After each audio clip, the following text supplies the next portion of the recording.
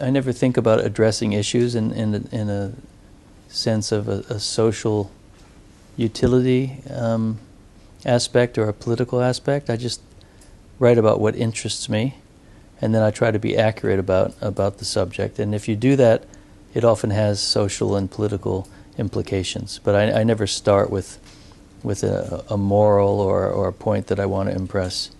Something intrigues me for reasons sometimes I don't understand, for emotional, psychological reasons, sometimes intellectual reasons. And if I'm curious enough about that subject, it's likely that other people are curious about it too.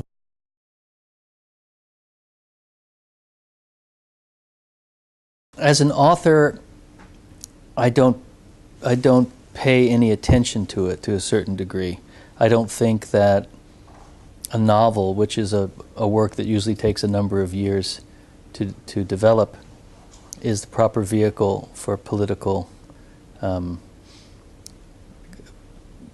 positions. If I were going to say something about politics, I would write an essay, I would write an op-ed in the newspaper.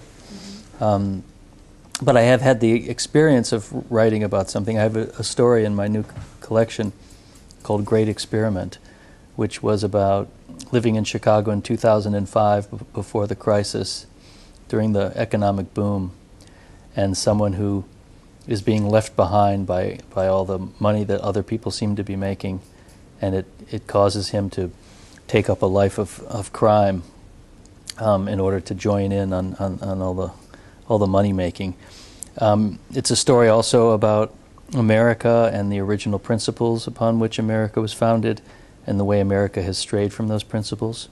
So when I read that story now, it's even more applicable. It's a lot about corruption in the government. It's a lot about money in the government. So sometimes you can write about just what's happening in your street and the people you see, and it can be very, very political, or it can even become more pointedly political as time passes.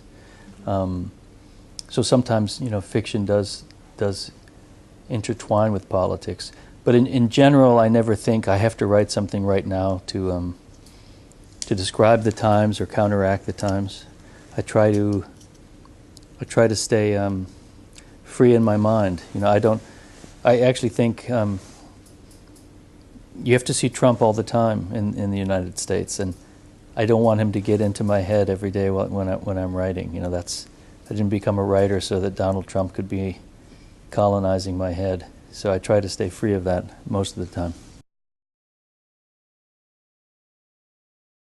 My job as a citizen is the job of any citizen, to try to be educated about what's happening, and educated in general so you can make correct voting decisions. I mean, the Athenians came up with democracy, but of course they also thought that only 200,000 educated men should be the voters. So the ideal democracy, and I understand this, should be an electorate that is informed and educated. So in that sense, I think the most important thing we can do in a society is help education, because that leads to educated voters, which leads to better outcomes. So it's the entire health of society is quite important for what happens in terms of politics. You can't get a good result in politics with an unhealthy society.